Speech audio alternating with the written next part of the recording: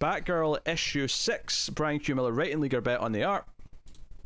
This is, of course, following on from the cliffhanger of Stephanie being shot, grazed in the head at the end of the last issue.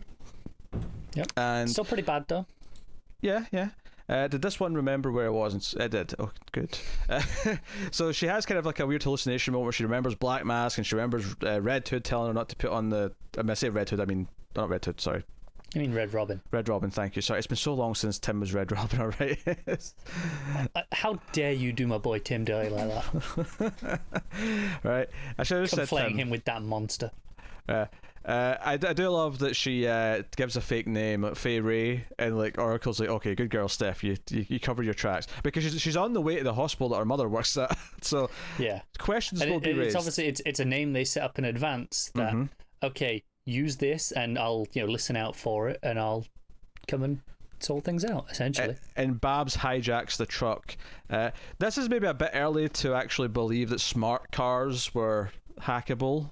I mean, hell, even today, I feel like I've not encountered one in real life yet, but I buy they exist. I buy that when a movie says a car can be hacked into, I'll just accept it. But yeah, I guess. I think it's because it's so extreme. Like it's because I remember like it feeling extreme in The Winter Soldier, the movie, when it happened. But at least he's like S.H.I.E.L.D. and they have advanced tech, and they're ahead of everything. So I just yeah, sure, whatever. But this is like a regular ambulance. So it's a little excessive. But whatever, it makes for a fun beat. And Stephanie gets out and she's kind of stumbling through the snow. We have what's the love interest name again? The cop. Nick. There you go. He's with Gordon when Gordon's got the bat signal on, and obviously this is, to keep in mind, this is Dick, who's Batman here. Just always have to remember this when we're reading this book, that Dick's Batman. So he's there to talk about what's going on, particularly the kidnapping of the rich dude's son, who Steph was kind of going on a date with last issue. And like, okay, what do they want? This is something personal, because they want his attention. It's not just about the money, because there's no ransom demands. Blah blah blah. And we reveal that Steph is watching from afar with binoculars, and of course Damien kind of sneaks up behind her. Before we get to that, can we just talk about her going, oh yeah, this lip syncing? It's easy to read their lips. Oh yeah, she's putting in her own dialogue. I'm glad we're best friends, Batman. Me too, chum. Which is funny, because I've been saying in the last recent episodes of this show that Batman calling Jason chum so much was kind of weird in Detective Comics. So it's kind of funny that there's a reference to that era. This is what I'm talking about. We have this kind of weird synchronization with ourselves. It's weird. It happens, but. Honestly, I'm going to compare to something you're not going to like again. The spin-off to the hit television show Buffy the Vampire. So there's a scene early on when Spike is watching... I'm not standing for this. When Spike is watching Angel save some young woman in an alleyway, and Spike adds his own dialogue to it. Really funny. It reminded me of that and filled me with joy. And amusingly, part of that joke that Spike has is that he makes some Batman jokes, so it even kind of ties in a little bit. So there you go. You will cease this now. Quality reference. To the Angelmobile, away! Okay.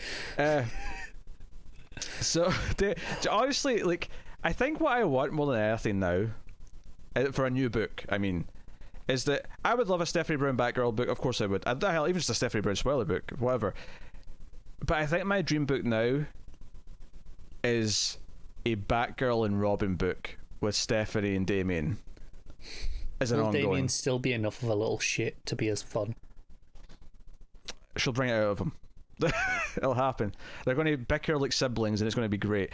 This is so good. I tweeted at one of the panels of this out this week because it made me laugh so much. Where it cuts to Barbara, so they're bickering and fighting, right, on the rooftop, and it cuts to Barbara, who's listening into this, just like, not quite face palming, but it's the same sort of mood, right, the same sort of energy. And we just hear over the comms, oh, if I fight back, is that considered child abuse? And Damien hits back with, have it thee wench. And then Turner go, this isn't gonna... Wait, did he just switch to pirate? Damien yelling out, have it thee wench, to, like... I mean, not an old person, but like someone, but Steph is like nearly 19. Twice his age. Yeah. And him saying, have it thee wench, as a 10-year-old, just really makes me laugh. It's so good. Brilliant. And I love that Dick turns round, hearing the commotion, and then, like, just glares and be like, I'm off. He's like, enough of this shit. And so they're told to stay behind, and they're kind of, again, they're left behind, they're bickering, and they actually kind of end up working together. You know, they're just like, okay, we need to figure this out. We're not going to just stay in the sidelines, because neither of them are, willing to do that, obviously. So we get this. I do like that when Dick is bickering with Babs over letting Steph do whatever, and like, why have you got Steph doing this? I do love the little subtle, well, I say subtle, but I love that panel where their faces split in half, and in between them there's like a panel of Robin and Batgirl with them. I don't know if you can even slightly use the word subtle. Yeah, so this is a sledgehammer. I didn't mean subtle. What I meant was poignant, symbolic, if you want to use an S word. Sure. But because she kind of says to him, like, hey, there was a time when another Batgirl and Robin didn't quite see eye to eye, and he kind of smirks when he says it feels like a lifetime ago, but they kind of end on a sort of cold note, because she's kind of prodding him. And that's one of my favourite things, actually, is that I'd forgotten about this book, is how much I love Dick and Babs' interactions, and Babs kind of... being a bit frosty. Being frosty, but then realising she's been frosty and feeling bad about it. It feels like there's some layers there. And then Dick gets his most Batman panel yet of the book, and silhouette with just the eyes and the logo. It's pretty up there. Yeah. So that's really, really good. But no, it ends. I said it ended a cold note. I meant the previous page. The actual ending to this scene is actually really warm, because he asks her to do something. She says, "Can you say please?" And he looks up at the camera and says, "Pretty please," with a smile. And she narrates saying, "I missed that too," because she was saying in the previous page in her head that she misses his warmth, because he's been a bit colder recently. It's like, it's almost like he's been too good at becoming Batman, and he's starting to lose a little bit of that warmth that makes Dick. He's having to try so hard to be Batman that he's losing himself into it a little bit.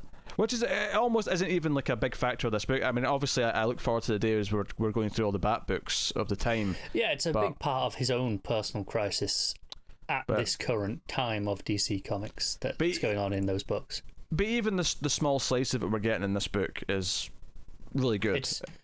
It's why Dick was a better Batman than Bruce. It was more enjoyable to read.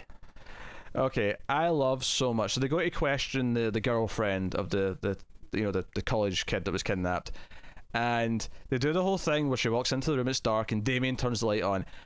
Even before we get to the dialogue, I love Steph's narration going, "All right, Batgirl, this is your first interrogation, right?"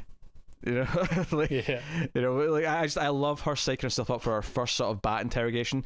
And then even just the art here, I love the pose where she's on the couch, but she's got the cape over her face, like the classic Batman pose, but she feels so small in comparison to Batman, because she's sort of hunched up on the couch like a kid.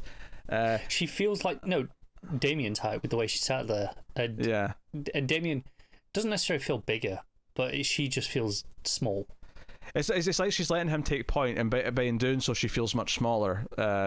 She takes back over pretty quick, because he turns on the light and he says the first thing, and she's like, "No, you follow my lead." Yeah, she's like, "No, I'll be bad cop, you be worst cop." And he's like, "Okay, I can live with that. I'll be worst cop." Yeah, he's into that.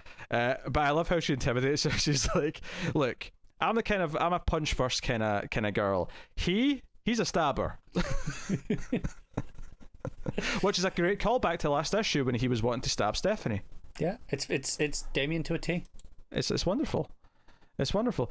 And she explains stuff. Now, admittedly, we were meant to record this 2 days ago, and then it's 2 days have passed, so I'm forgetting exactly what she says about the dude. Hold on.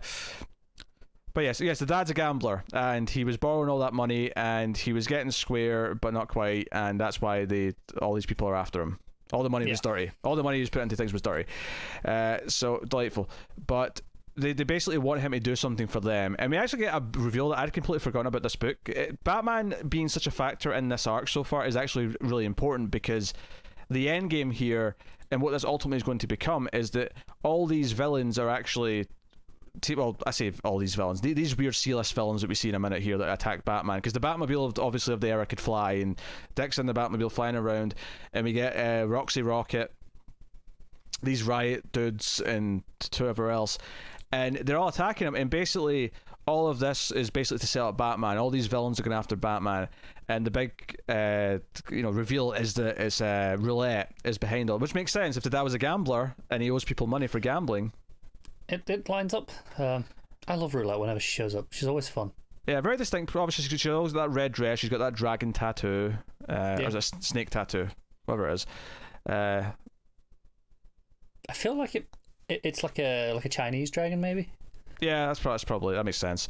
But we see her set this up. We see we got the Riot clones, we got Roxy Rocket, and we got Dr. Phosphorus. So we got an interesting mix of villains, which feels cool because it feels like the sort of villains that Batgirl should be taking on, right? Not the A-listers. And the reason why I say Batgirl is because ultimately what this is going to be is that Batgirl and Robin are going to have to save Batman, and you can already see that this is how she earns Dick's trust, or this is how she's going to earn her place in the Bat family, right? In Dick's eyes.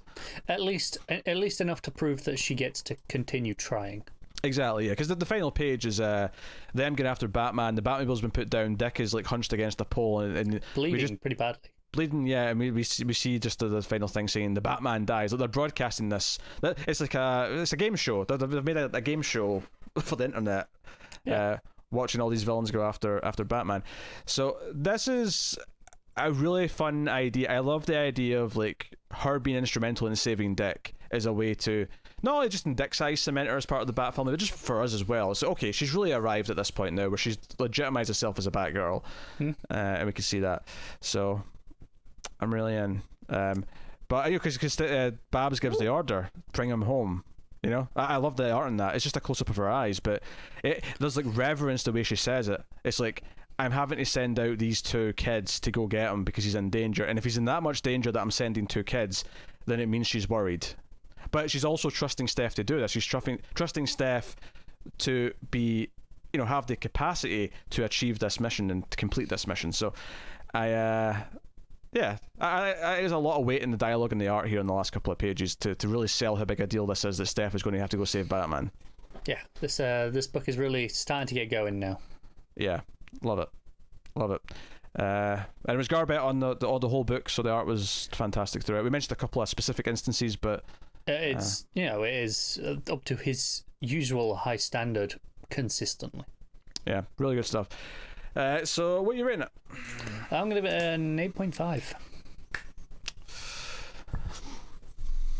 I think I'm going to agree. I was tempted to go 9, and the reason why I'm not is that I think the pacing of the issue is just a little bit skewed because of the first chunk having to deal with the whole gunshot thing, which ultimately doesn't feel as super important to the rest. To me, the issue really begins when she's on the rooftop spying on Batman.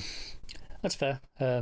Sometimes for me, it's less something I can put a finger on as closely as that. It's just 9s have an extra feeling about them. Oh, sure. No, sometimes it's that with me as well, but I was thinking about it, and I think that's why it doesn't feel as perfect as it, even though the back chunk of it is really... It's excellent, yeah. Excellent, yeah.